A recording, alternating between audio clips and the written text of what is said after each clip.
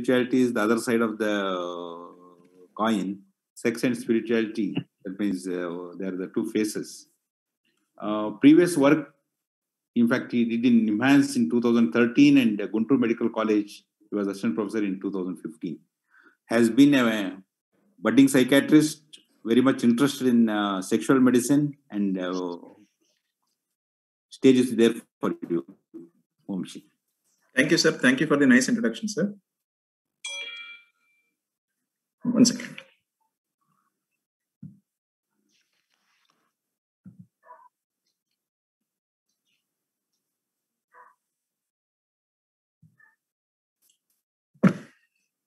Yeah, I thank IPS South Zone Executive Committee for giving this opportunity. And I thank our Suresh Kumar sir for selecting me to accompany along with him. Thank you so much for giving this opportunity. In fact, I learned a lot of things while going through this topic. I would like to share the knowledge which I have acquired in the last few years. So I'll be dealing specifically about management of erectile dysfunction and premature ejaculation. These are the side headings about evaluation of erectile dysfunction and treatment. Next is evaluation of premature ejaculation and treatment of premature ejaculation. So first, straight away I'll go into assessment part. So as already previously discussed about what is this erectile dysfunction and what is the etiology and all. So any patient who comes to us with problems of erectile problems, first important thing is history. History is the most important tool in assessment, and it is more structured than general psychiatric history, because here the question, it is more structured and more organized in the concept of sexual history. It is both combined and as well as individual history taking is important, because usually couples come and we need both histories.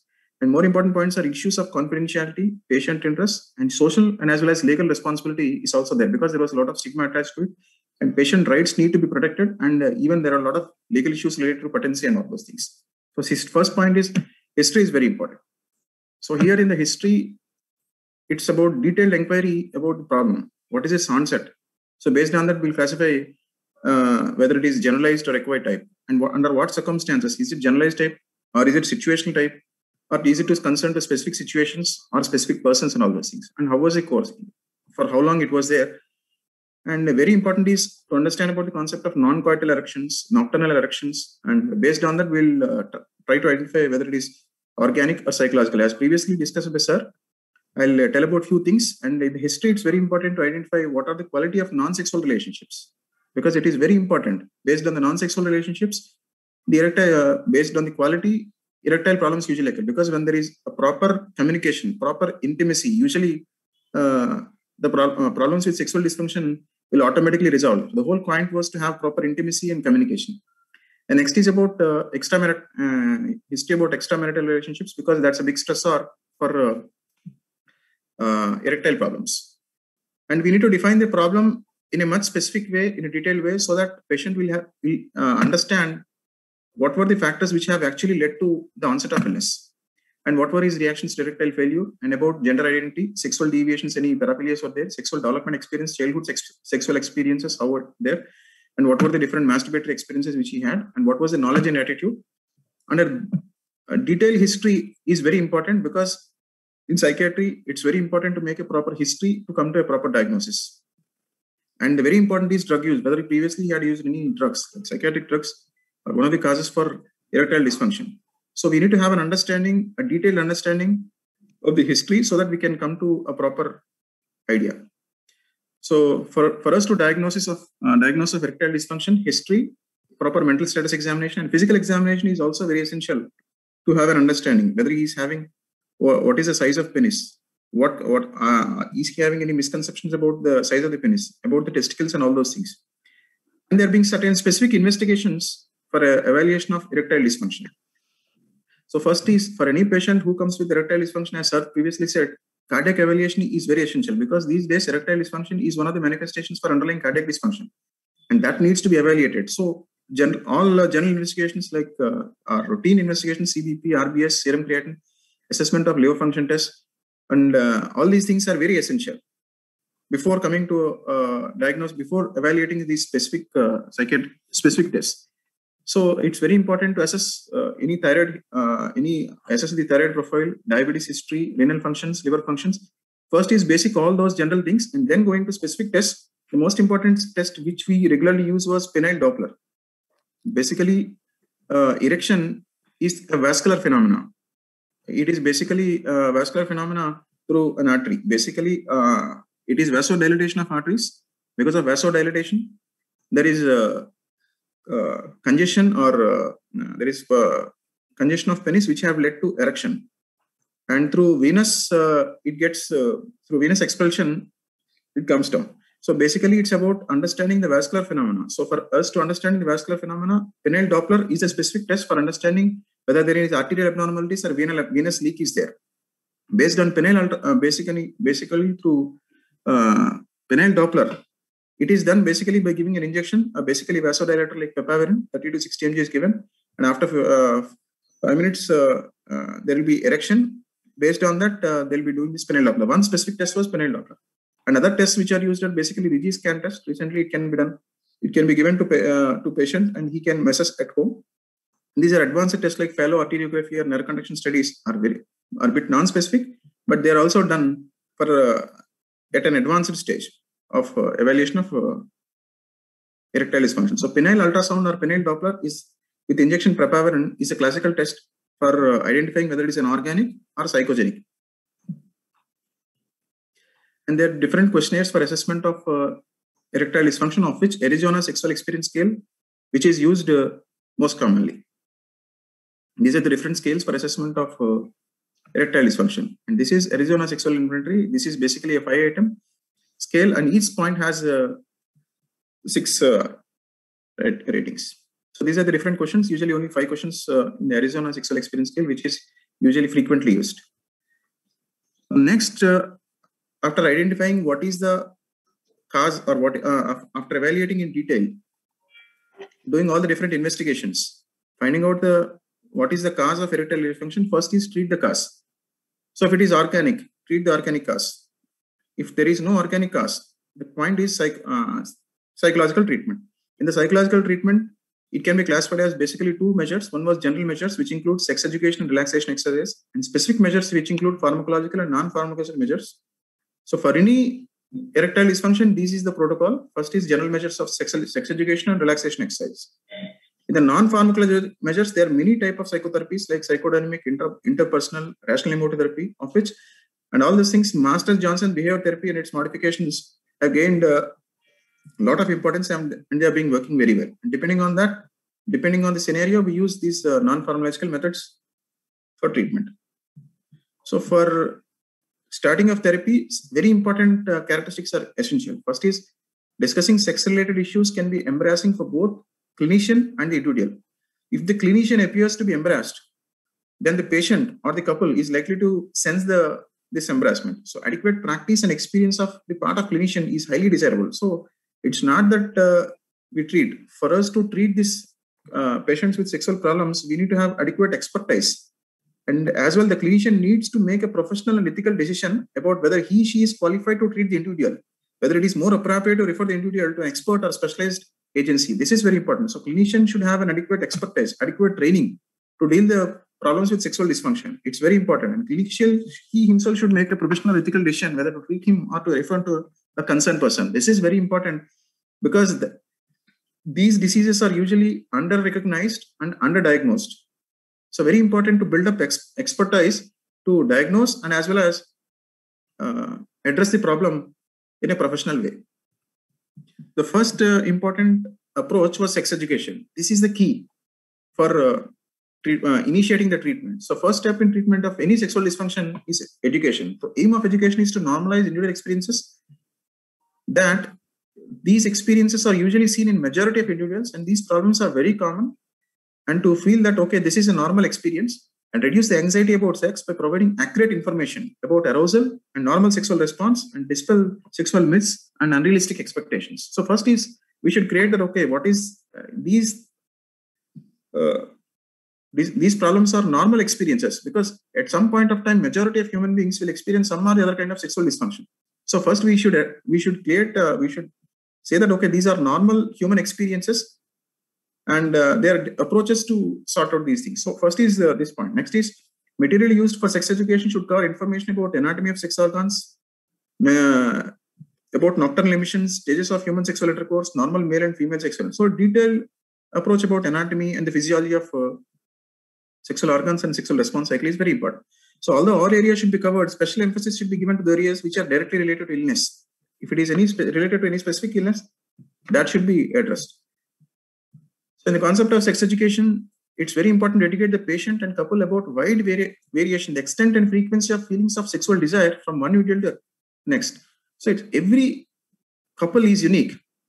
So that always we should address them in a proper way. Not that there is a same formula or same protocol for everyone. So here there is a wide, we should tell them, okay, there is wide variation in extent and frequency of feelings of sexual desire. Next is importance of timing of sex. The time of the day that suits one partner may not suit for the other. So both, it's basically it's a mutual phenomena. It's not that one wants to do, other doesn't accept. It's a mutual phenomena. It's like clapping of both hands. So sex will sometimes be refused, and refusal is not necessary, should not be felt as an insult. And it should be taken in a proper way. And next is sexual desire level fluctuate over the lifespan. So this is very important point for us to, because desire, as already said, these are normal experiences. They fluctuate throughout the lifespan. Engage, see, our body will not be same at 20 and 40. There are a lot of changes. Our mind will not be same at 20 or at the age of 40. There are a lot of changes. So desire also fluctuates over the lifespan. So encourage the patient or couple to communicate their needs for sexual arousal. So in the process, they should understand that, okay, how the other person gets aroused, how the other person gets on. This is all important in the concept of sex education. So encourage patient or couple to show each other what sort of stimulation is required for orgasm to occur. And as already sir previously shared, here there is a lot of misconception that man should be the sexual leader. By being the sexual leader and taking responsibility for arousing both oneself and one's partner, men cheat themselves for much pleasure. In the name of pressure, they lose the pressure. Basically, this sex or this orgasm feelings are basically for pleasure. So in the name of pressure, taking the responsibility, taking the lead, obviously he loses that pleasure. That is other stimulation from the extra stimulation that he can get from the other partner. So therefore, they have all pleasure and lesser pleasure. So first in sex education is about understanding, giving the sex knowledge about sex in a proper way and clarifying the myths and misconceptions about sex. This is in brief about sex education. And next point is relaxation. So relaxation is the key for sexual function. See, basically, the more the stress, less is the efficiency in sexual performance. So naturally, it's the relaxation. Persons who are being relaxed, it's because parasympathetic activities, it's in fact muscle relaxation. More the sympathetic activity, more the tonicity, more the tension in the muscles. When they're basically erection is basically a relaxation of smooth muscles that basically corpus cavernosa. So because it is relaxation, one should be relaxed for erection to happen. So relaxation therapy should be taught to patients using, so there being different relaxation techniques like JPMR should be taught, and this can be combined with biofeedback machines so as to facilitate objective evidence and mastering of anxiety. The whole point was relaxation is very important in any kind of management of sexual dysfunction, because it's basically a parasympathetic stimulation for smooth muscle relaxation and filling of blood in the penis. And next we'll go into a specific psychological treatment. And the specific psychological treatment was sensate focus exercises. So regardless, sensate focus, see, just like physical exercises, which we do for physical fitness, these sensate focus exercises are basically for sexual fitness. See, basically sensate focus exercises are basically for improving the sensuality. It's about understanding the sensuality to a much deeper level. It's about development of intimacy to the next level. So it's about understanding of one's own sensuality. The concept of sensate exercises were given by our masters and Johnson. So in this, there are basically 3 stages. Stage 1 was non-genital exploration. Stage 2, genital stimulation. Stage 3 was intromission and vaginal containment. So stage 1, it's basically about non-genital sensate focus. So we teach the couple that establish physical intimacy. Here the point was to develop the concept of intimacy to a next level, physical intimacy as well as emotional intimacy. In fact, it is basically a physical intimacy in a comfortable, relaxed fashion, allows open communication about feelings and desires. So couple is requested to refrain from sexual intercourse and touching each other's genitalia. So first is we'll say that, okay, straight away don't go into the concept of intercourse. Don't jump into the concept of intercourse. and touching genitalia and women's breast. It's about concentrating on rebuilding our physical relationships, enjoy general physical contact. So even touch will generate the pleasure. The whole concept of sex was to have that pleasure, have that fun. So it's not that only orgasm has that pleasure. Even touch, even kissing, even rubbing has a lot of pleasure. It's about acknowledging that sense, acknowledging that feeling, acknowledging that pleasure is very important. So whole in this non-genital sensate focus is about mind body. It's about the concept of mind body understanding at a level of physical level, understanding our senses, understanding our feelings, acknowledging our feelings, and experiencing those joy and pleasure, which is basically non-coital at the level of non-genital sensate focus. So it's basically first week, second week, one partner. It's basically taking turns. First, one will do the touch and kissing phenomena. In this, basically, they'll start exploring. It's about one experiencing the pleasure. It's not that we are just going to stimulate the other person. It's about experiencing pleasure on one person, and next person takes the turn. So it's about taking turn. It's about one being active, one being inactive, one being passive. So about taking turns is very important. So one partner, whenever she likes, should invite the other partner for homework session. If other partner feels negative, it is important to convey the same with explanation about the feeling. So every person's feeling should be given adequate importance. So both persons should feel that should be ready. So non-genital focus after first session of caressing. Caressing is basically that soft, gentle touch or kind of kind, compassionate approach. So pattern of inviting alternative. One partner exploring and caressing the other partner's body or accept non-go areas. So other partner should focus on sensations elicited by caressing and should provide feedback.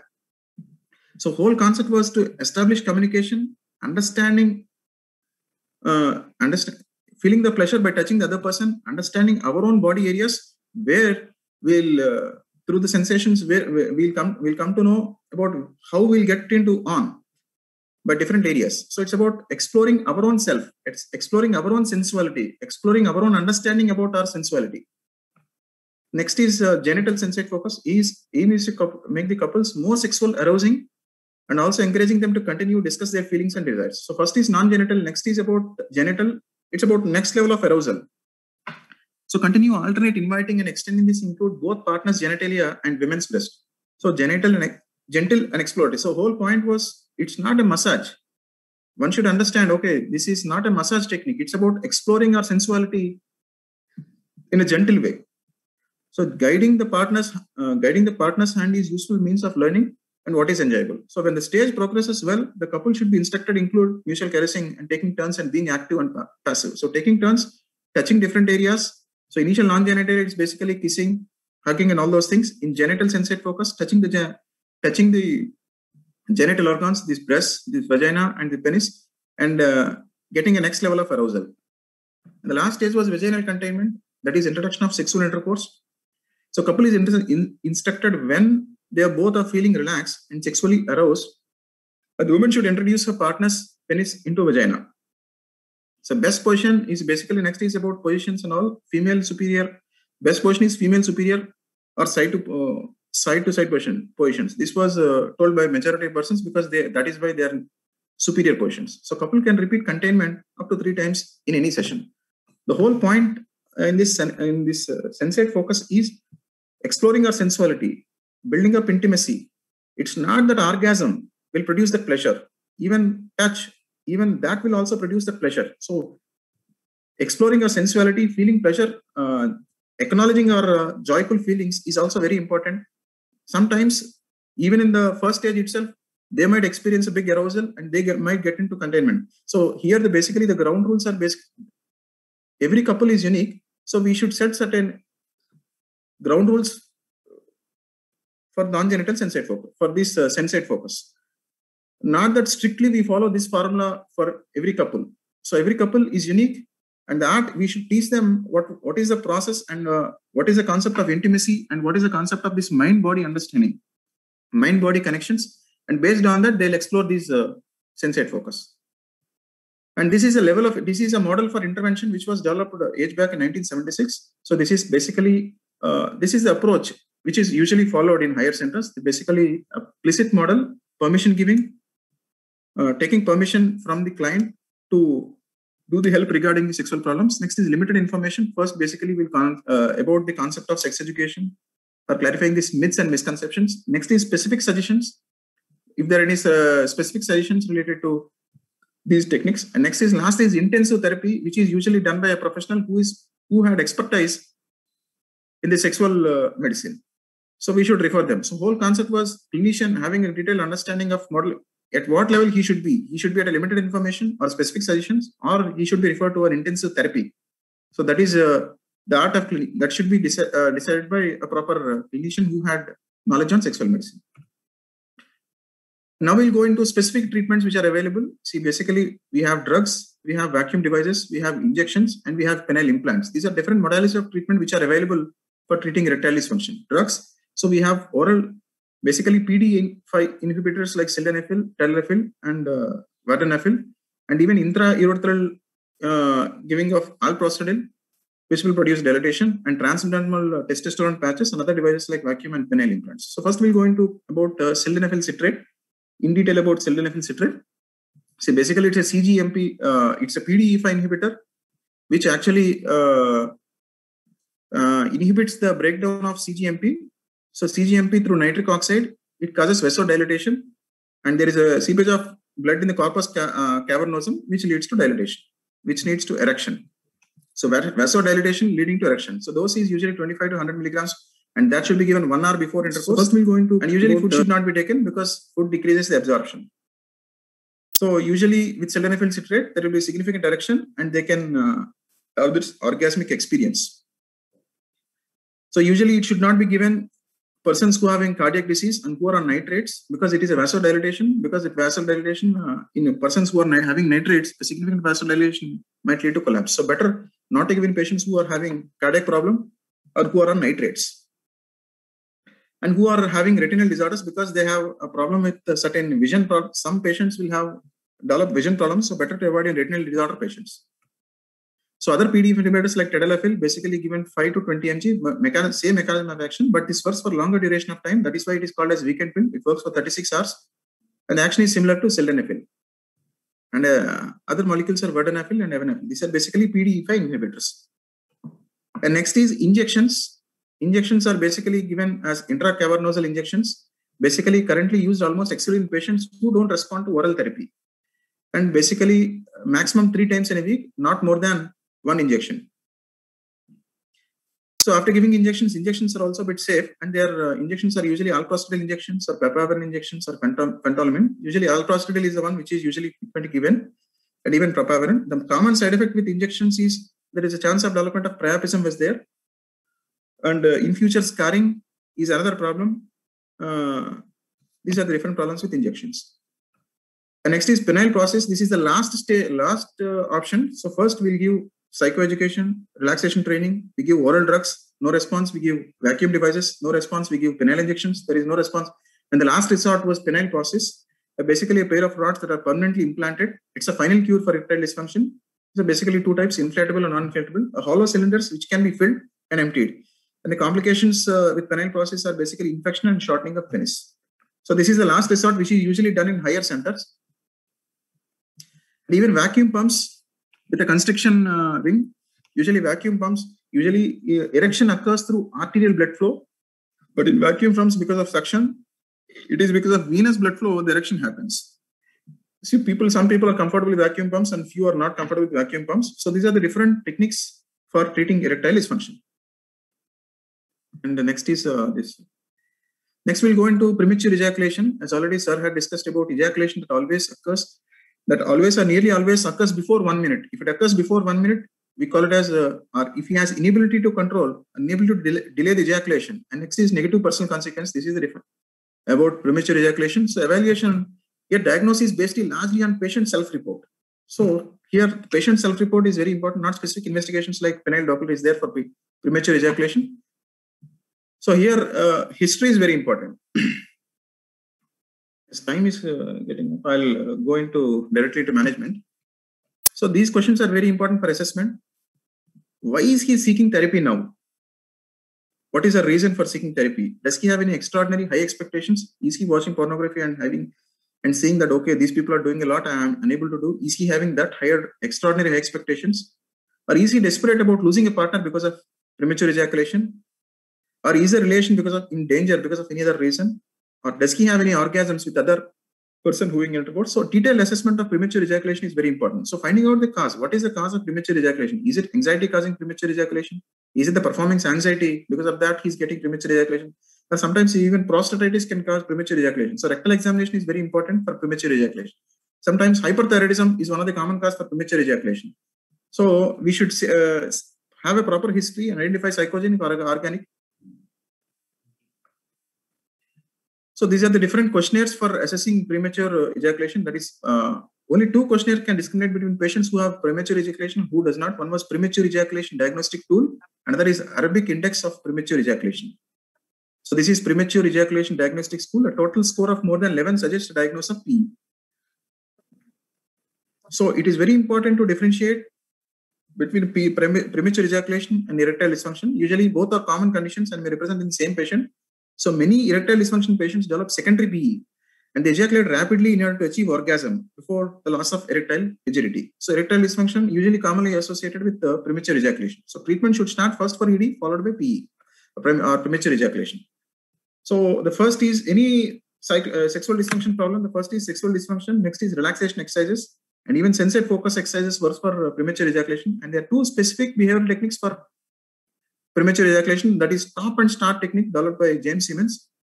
So here the partner stimulates the penis until the patient feels, patient gets arousal, and when he is on the go or feels the urge to ejaculate, at this point he instructs partner to stop. He will not stimulate anymore, and the sensation will pass, and then the stimulation is resumed. So this is basically stop and start technique. So in the meanwhile, there is a stoppage of stimulation. So naturally, when there is a stoppage of stimulation just before he's had the urge to ejaculate. Next is squeeze technique. Here we apply physical. The other partner applies a manual pressure at the base of the head of the penis just before ejaculation. So this is applying pressure. Previously, it is stopping of arousal stimulation. So basically, other therapies are basically pre-coitus masturbation. Just before going to intercourse, he does masturbation. So partially desensitizes the penis and leads to delay in ejaculation. So this is also another technique which is useful for premature ejaculation.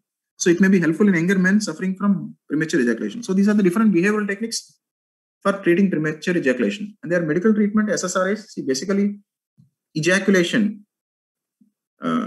Erection is basically through nitric oxide. It's basically through relaxation. Ejaculation is a sympathetic phenomena which occurs through 5-HT, serotonin. So basically SSRIs can delay the ejaculation. So SSRIs are useful for delaying ejaculation. In fact, they are low dose SSRIs are used for premature ejaculation, like sertraline, citalopram, and fluoxetine. And the specific molecule for ejaculation is depoxetine, which is usually given 30 to 60 mg, and this is given 1 to 2 hours before intercourse. And this works very well. This is basically a serotonin reuptake. This is an inhibitor of serotonin reuptake transporter. So this works very well for depoxetine for premature ejaculation. And other molecules which were tried were tramadol. Basically, a few studies have shown that even tramadol might be useful for premature ejaculation. So it exerts efforts through mu opioid receptors and also inhibits non-adrenaline and serotonin reuptake. So usually given 50 mg and taken 2 hours before intercourse. And the role of PDE5 inhibitors, as already previously discussed, usually in erectile dysfunction, premature ejaculation will also be there. So these can also be tried when there is a erectile dysfunction. So mechanism of action is central effect of increased NO, reduced sympathetic tone. So when there is decreased sympathetic tone is the one which is causing ejaculation. So when there is decreased sympathetic tone, there will be delay in ejaculation. And smooth muscle dilatation of vas deferens and seminal vehicles, because it is a smooth muscle dilatation.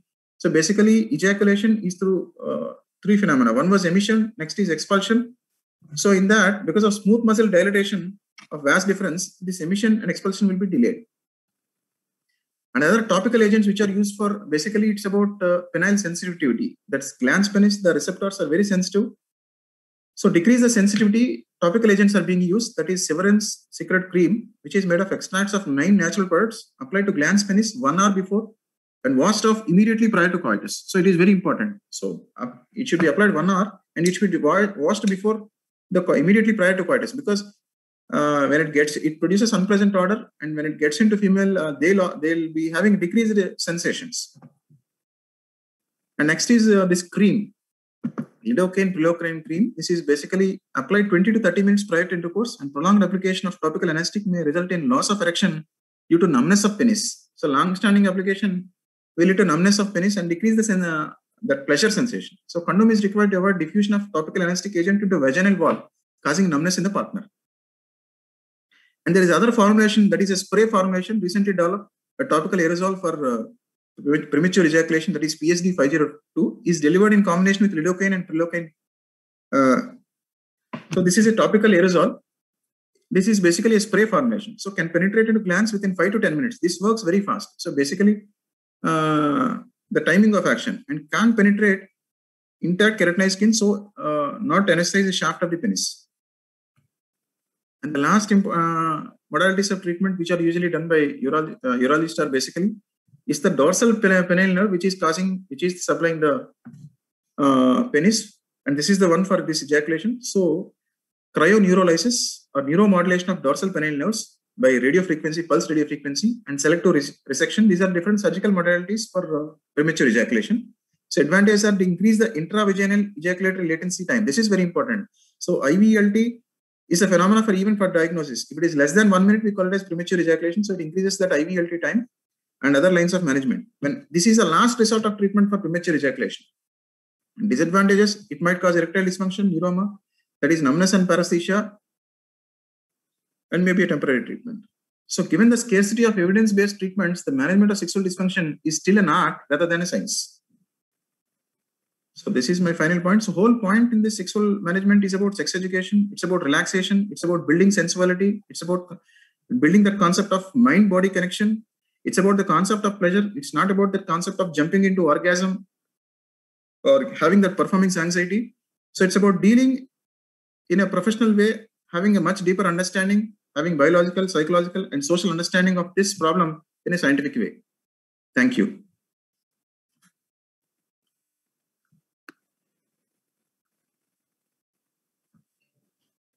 Thank you very much.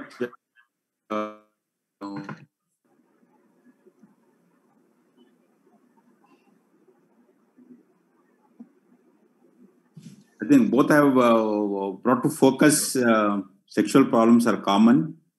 We need to properly understand each of them, specifically delineate what actually the type of problem you are dealing, and depending on the situation, in fact, various types of treatments can be carried out. Now this is open for question and answers, and conclusion and related things will come at the end. Open for discussion.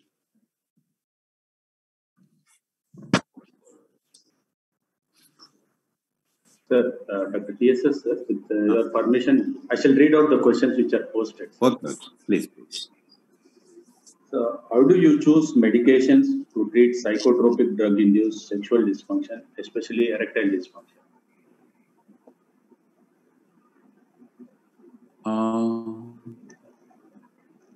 Vamshi? Yes, sir. Or Suresh Kumar? Yeah, I'll tell some. So basic. Hello. Anyone?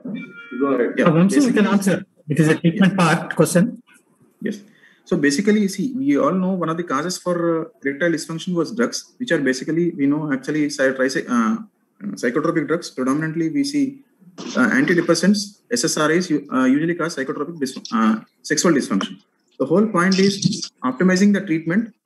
We should look at the concept of risk-benefit ratio. Suppose he's on SSRI like citalopram, will have a significant erectile dysfunction. So change over to other molecule like bupropion or nefazodone or mirtazapine, which have less side effect, which have better side effect profile and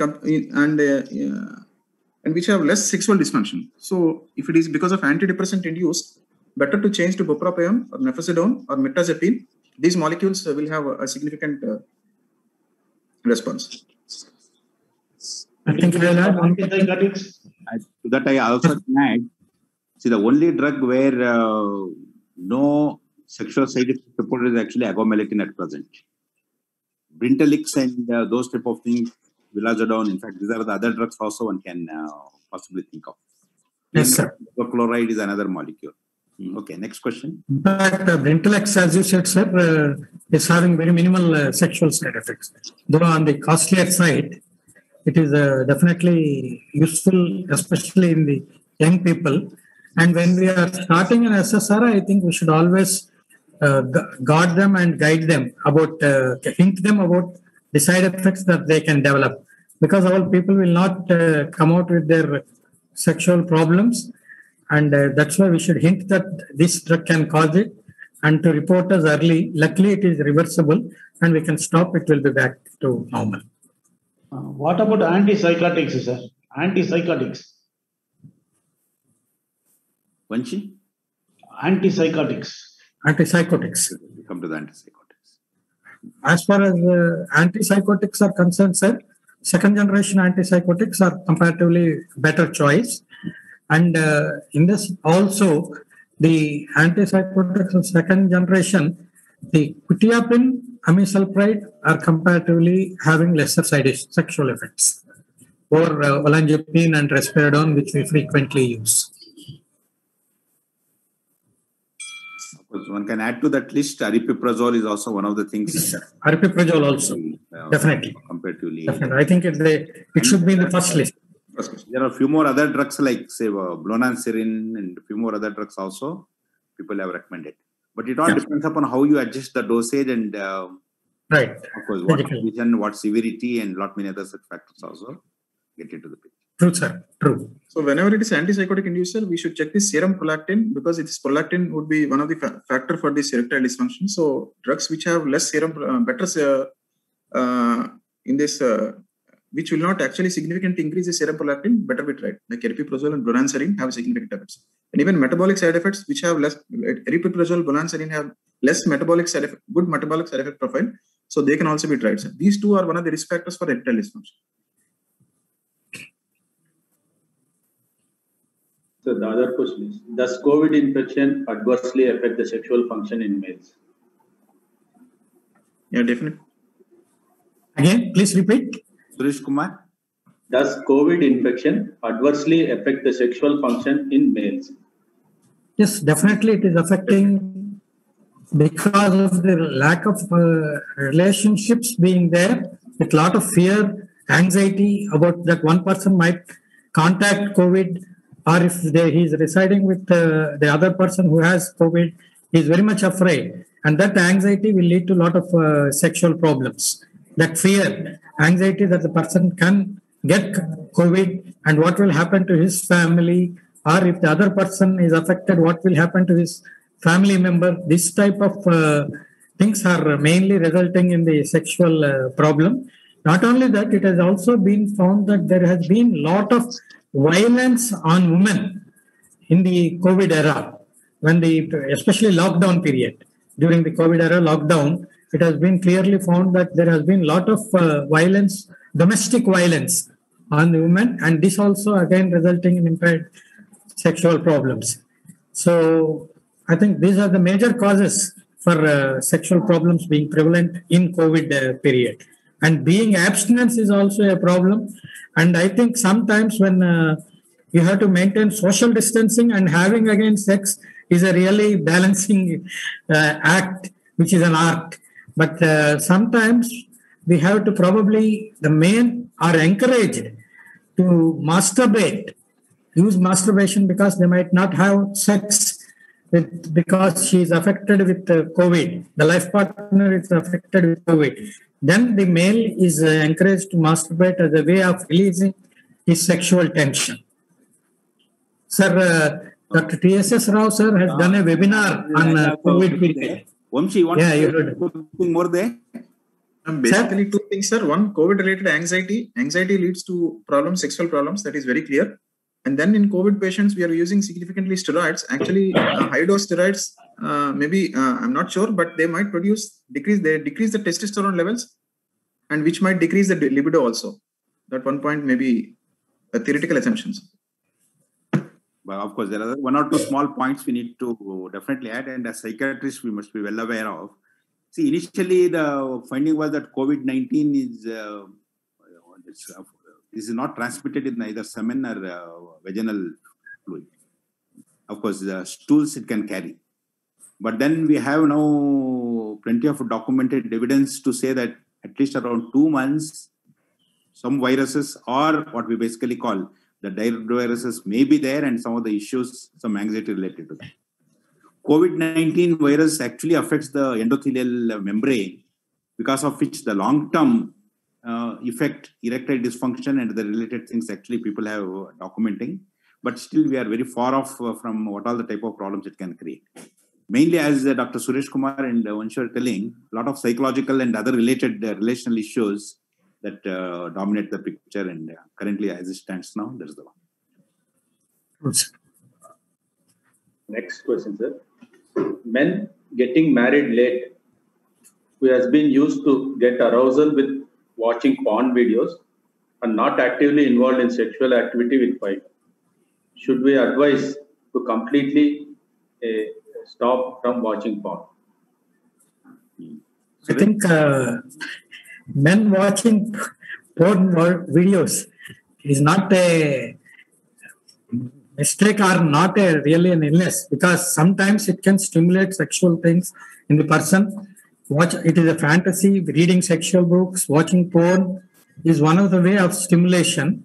But if it is at the expense of the life partner, even if the life partner or spouse is by the side of you, still you prefer more to see the porn videos, then we would call it a porn addiction and we have to treat it.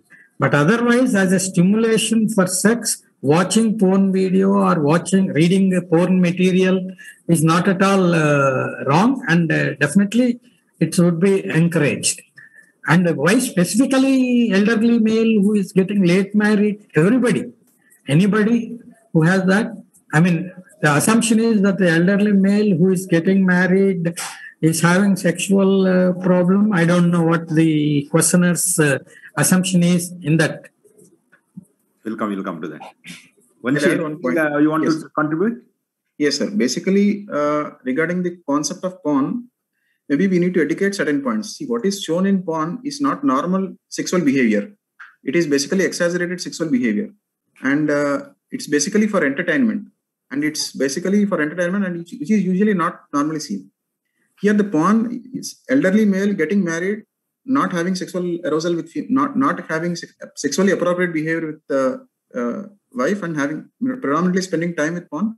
We should definitely say no to porn, because this porn, what actually does, like, it decreases this refractory period. So for every orgasm, when he wants to have next orgasm, he needs to wait for some point of time. But in the concept, but when he's watching porn, the refractory period comes down, because he'll be watching all different kinds of things which are basically stimulating, energizing, and he gets exhausted. So basically, the refractory time comes down for next orgasm. So he'll be having trying to have multiple orgasms, which is not normally appropriate. So we should strictly say for this elderly male not having this sexual appropriate behavior with wife, we should tell them, okay, should stop watching porn for at least 3 to 4 months, so that he'll have this normal sexual behavior, start adapting to the normal sexual behavior with his wife. Of course, there are other dimensions to this particular question. I think I'll divide it into 2 areas. See, those who start sexual activity early, they continue to be more sexually active or continue to be sexually active for much later part of the life. Those who start late, in fact, their sexual life ends much earlier. So this is one of the well-accepted factors. Of course, the dimension of pornography, what it can create and all. See, if somebody was actually involved with either masturbation or any of the sexual activities, he might not be married. It doesn't make much difference at all.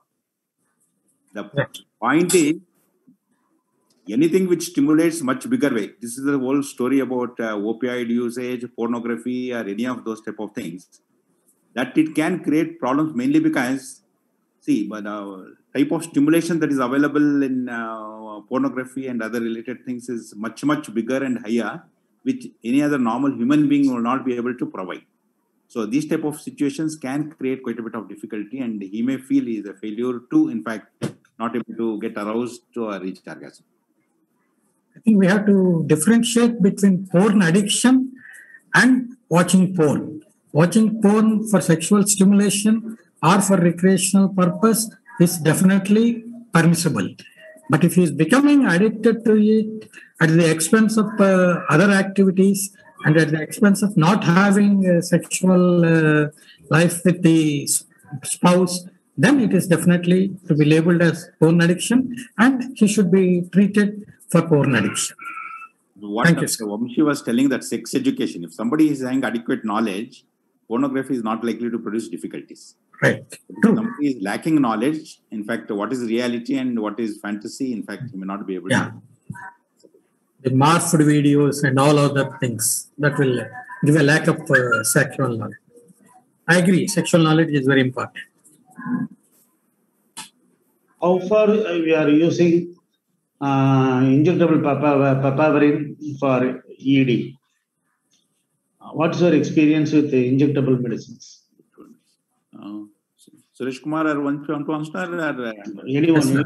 Injectable papaverine, more as a diagnostic, I have experience, sir. But as a therapeutic thing, asking the patient to inject himself, probably with my urologist friend, I have few cases. But as a diagnostic thing, with papaverine injection, we have a lot of experience. But therapeutically, advising the other person to have that and person obeying those things properly, I don't know. I don't have much experience. I have very few people. Then all these are coming. Treatment is concerned, almost all practice guidelines, starting from urological, psychiatric, and many other associations, now they talk about PDE5 inhibitors. Papaverine had a role at one particular time, wherein either as a therapeutic this thing or for the people used to use. Now, currently, in fact, it doesn't have much significant role. But all said and done, there are urologists and andrologists, and few of them still they make use of for various reasons. In fact, as it stands now from psychiatric armamentarium, the role of papaverine is very limited and almost discouraged to a great extent. Right. And if at all somebody is using papaverine, the chances of little other complications are very high. One should go for prostaglandins or other categories of double mix, triple mix, and other such related things are there. The risk is actually what we talk about priapism. The other one is actually the scarring and other related.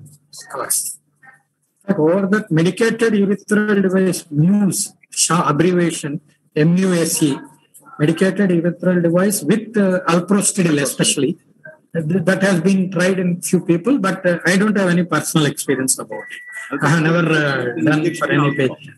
Alprostadil can be given as injection. In fact, the alprostadil with the chlorpromazine, alprostadil with other phentolamine, other such things actually are in vogue. Papaverine, one of the very old drug, very cheap and very commonly easily available at one particular. Right. Next question from Dr. D. Ramesh Babu. One of my young male unmarried patient diagnosed as schizophrenia on maintenance medication is on penile implant for his chory-psychogenic impotence kept by a urologist prior to my treatment. Now, can I recommend him for removal of the implant? Straight away, no. Better not to meddle, because once somebody has been implanted with penile prosthesis, it is a terminal, or what we call the end stage. Removing it actually creates more problems. In a case of schizophrenia, one has to be very, very careful. The idea whether it was psychogenic and all, maybe actually our assumption, there are multiple other factors also must have contributed to this particular erectile dysfunction. One should not go for penile transplant and related things in inverted comma psychiatric disorders, very specifically for schizophrenia. That is the type of problem sometimes one will land up if urologists or andrologists, they don't have, in fact, not taking proper psychiatric opinion related to the patients.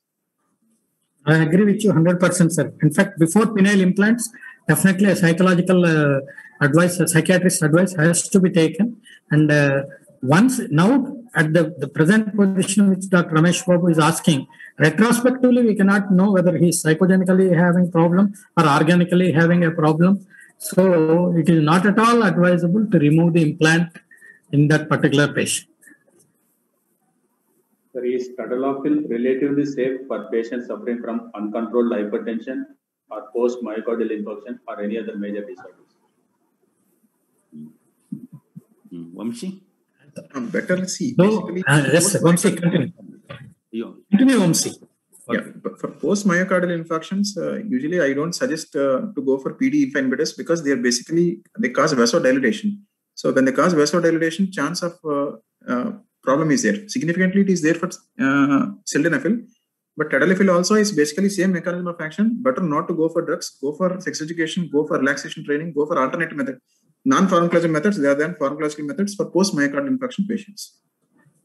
But I think it is not an absolute contraindication. Contraindication. Only thing absolute contraindication is patients who are on nitrates. Nitroglycerides. So the nitroglycerin, that is the only absolute contraindication. If other methods have probably failed, definitely we can try PDE5 inhibitors at a lower dose initially in those patients. That's my opinion. Sir, Chairperson, sir. Our current understanding is a little different.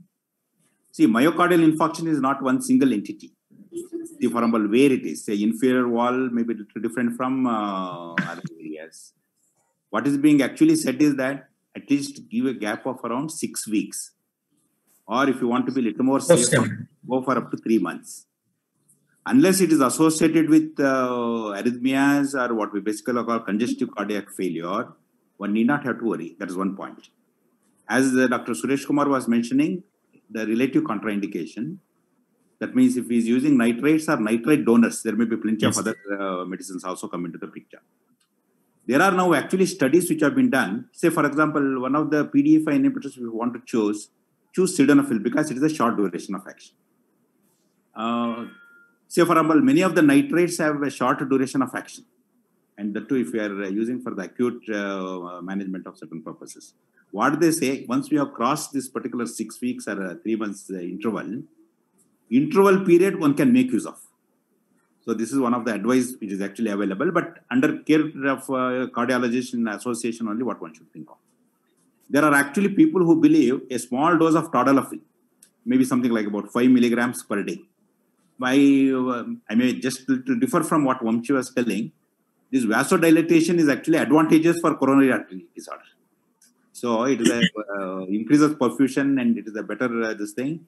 And for all practical purposes, somebody doesn't want to have cardiac problem and all means daily using a small dose of tadalafil somewhere around 40 years old, maybe one of the very protective way of actually protecting one's heart also. So for pulmonary hypertension, they suggest. For pulmonary hypertension, they suggest. That is true. Even for cardia and other related things also, it is a vasodilator. And in fact, vasodilators are what we basically call platelet adhesion, avoid or dilate. These are all few of the technologies what actually we follow. So it has its own benefits. Regarding Dr. Ramakrishna sir comment for pulmonary hypertension, in fact, the PDE5 inhibitor has been initially was being used for pulmonary hypertension. Even today. And there the side effect is found that increased sexuality. So definitely they are useful in primary pulmonary hypertension, but the dose is very high, sir. Very high, which they use in primary pulmonary hypertension. Thank you. Sir, there are many more questions, sir. We'll end with the last question, which is directed to Dr. T.S.S. Rao, sir. Please suggest few good books for learning more regarding sexual medicine. This best person to answer is our chairperson who has 6,000 books with him. We'll leave it to the chairperson, sir. For your kind information, we have certain programs called as fellowship and certificate course. Yeah. And for all programs, that means every Wednesday between 3 to 6 p.m., we present a subject and other small discussions related to 2-3 topics and case discussion. For each program, we actually send soft copies of reading material.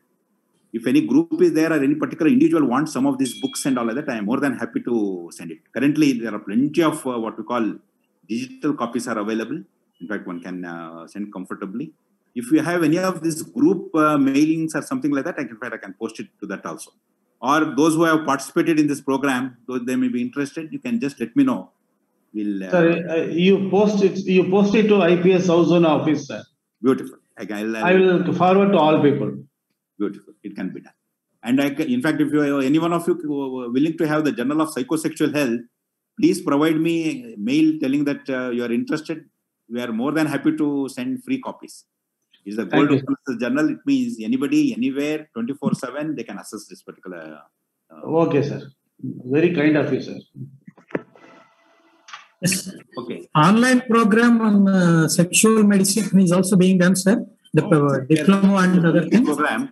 This is the 4th year. Now we have 34 psychiatrists participating in the program.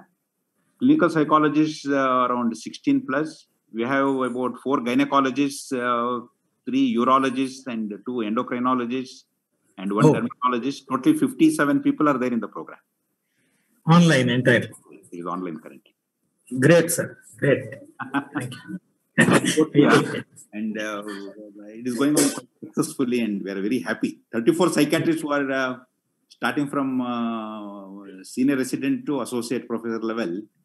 We have in this particular thing. Plus, along with that, some of the guest faculty and all participate. In conclusion, at the outset, I'm grateful to Dr. Ramakrishna and all IPS South Zone office bearers for this wonderful opportunity they have.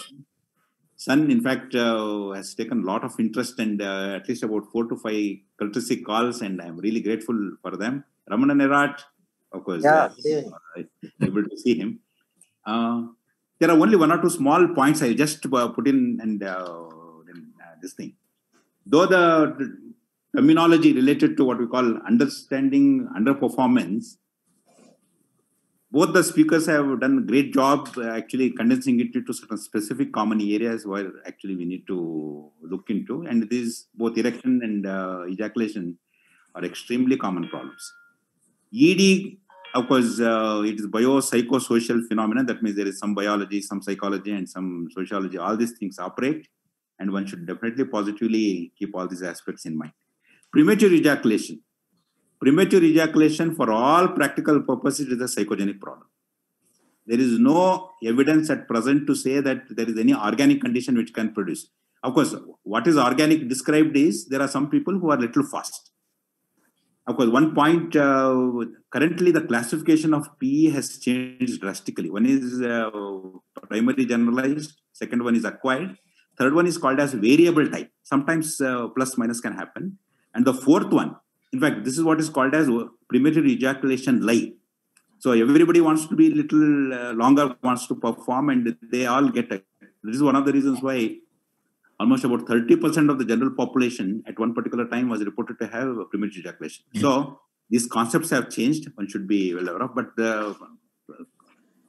the idea, range of psychological therapies are available, and the whole of our psychiatric armamentarium, starting from antidepressants to antipsychotics, depending upon how much you use, they can be quite effective in majority of them.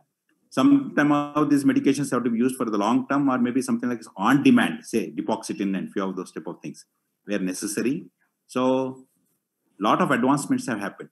A lot of advancements have happened in understanding, classification, evaluation, and currently the management. What we are seeing is actually there are a plethora of therapies are available, and one can very definitely, comfortably, one can make use of. And we must say, for example, we can be a great help to in consultation liaison, because for our colleagues, somebody is having diabetes, somebody is having hypertension. This diabetes doesn't take treatment. You tell him that sexual problem can be corrected by properly maintaining metabolic state. In fact, they become compliant and they become regular with the treatment to the physician.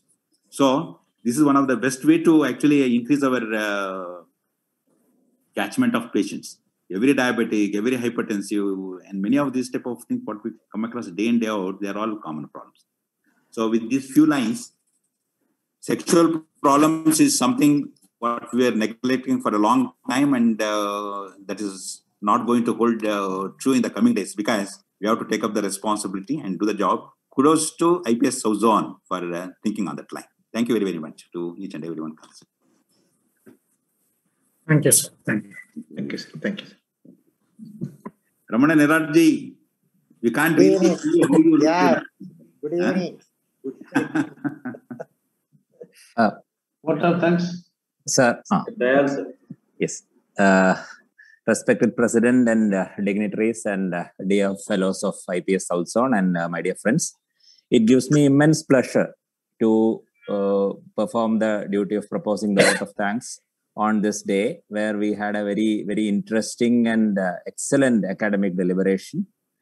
First, let me thank the chairperson for today's program, Professor T.S.S. Rao sir, and the excellent speakers, Dr. Suresh Kumar sir and Dr. Vamshi Krishna, for their expert deliberation on a very clinically relevant practical topic, and also for patiently addressing the queries from the audience and also discussing matters arising out of the topic. Thank you, sirs. It was a very, very great academic feast. Next, let me thank the office bearers of IPS South Zone, President Dr. Ramakrishnan sir, Vice President Dr. Ramanan sir, Secretary Dr. Suresh Kumar sir, and all the other office bearers and members of the EC for the leadership, support, and active participation in the conduct of this online academic program, WISER, which has been happening very smoothly over the past many months.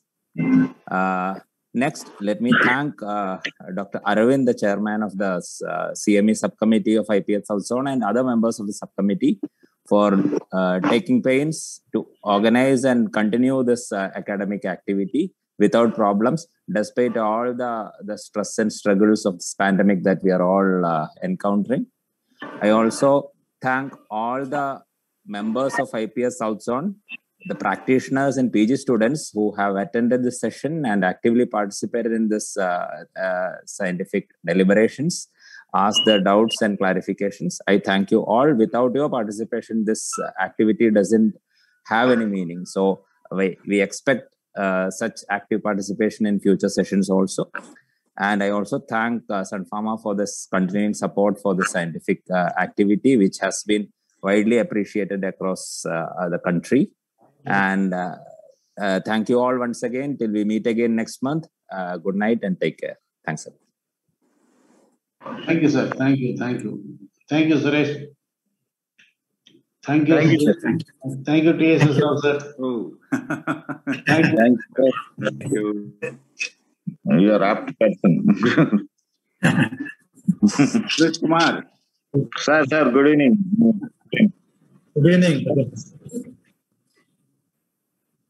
Yes, sir. Ramanan sir, any news? Yeah. What news going on like that?